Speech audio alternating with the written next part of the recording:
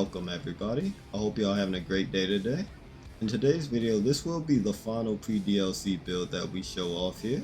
But before we get straight into it, I just wanted to say thank you guys so much for the support. It means a lot to me, and it's been a ton of fun making these builds for you guys to enjoy, try out, and just watch in general. A quick thing is this will be the final video because we've pretty much covered every stat besides Arcane here, and the DLC is getting really close, so I still will be uploading Elden Ring based videos, just not builds until the DLC releases. But without further ado, let's get straight into this Arcane build, starting off with the stats. So to start, we're going to have 50 in the Vigor. This is so that you can tank a bit more damage, as you are not the tankiest build ever, so you do need to be mindful of getting hit too much. 21 in the Mind, so that you can cast all your incantations and use your weapon arts pretty often. 19 into Endurance, so that you can carry everything you need. 16 in the Strength, as it's a minimum stat requirement to wield some of your equipment. 21 in the Dexterity, because it's a minimum stat requirement and slightly boost up your damage overall. 12 in the Face, so that you can cast a few of your incantations, and 80 in the Arcane, as it is a majority of our damage. Next up here, we'll be showing off our weapons, armors, talisman, and flask. So, showing off the gear, we have the Bloody Healers. This is going to be a long range, high damage, and poke option. It has nice maneuverability, and you can catch your opponents off guard once you master it very well. The Reduvius, so that we can have a ranged bleed attack, but also for its quick swiping attacks up close, so that it gives you a little bit more versatility when opponents get too close to you or stay too close to you in general. The Asper Rapier, so that you can proc Scarlet Rot or Poison as a side option to do more damage to your opponents whenever you need to. The Dragon Communion Seal, so that you can cast all of your incantations. And a pulley crossbow with whatever bolt type you want, since you can use whatever you like. I chose normal bolts, but feel free to use status effect using bolts or whatever you want. The White Mask is to increase your AR on your attacks once you proc bleed. The rest of the armor is just Malekith armor. For the Talismans, I'll put on the Great Jar's Arsenal.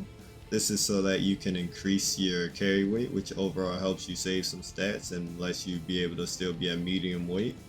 Lord of Blood's Exultation has the same purpose as the White Mask to increase your AR when you proc bleed. Ritual Shield Talisman is going to help increase your defense while at max HP. And the same thing goes for the Dragon Crest Great Shield, which is going to increase your defense overall. Even ever so slightly in PvP at I believe 4%, but every bit of defense helps in this game. Finally, for the Flask of Wondrous Physics, I decided to go with the Crimson Crystal tier and the Crimson Burst Crystal tier just because an extra healing pot never hurts. So for starts, we have Bestial Vitality to remain at max HP as much as possible and get the most out of our Ritual Shield Talisman defense buff. Swarm of Flies for a ranged pressure skill, which can proc bleed on enemies pretty quickly. Poison Mist, which procs poison incredibly quickly and leaves a lingering hitbox of it.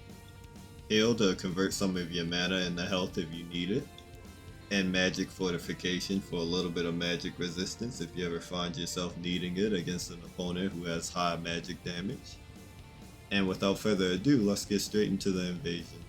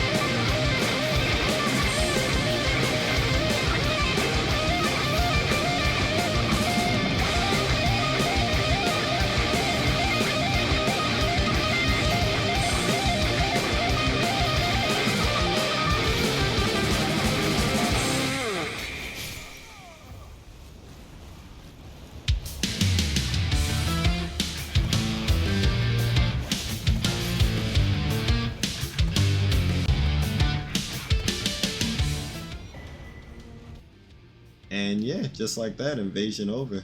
Not too many people lasted too much longer than about that clip. Even all three of them went down pretty quick, but yeah, it didn't really go on for too long against this weapon. It's just incredibly powerful. The Helix just does a ton of damage for some reason, and it also has good range and a good Ash of War, good scaling. Just and the running heavy is just overpowered. Honestly, it just gets you from like a mile away.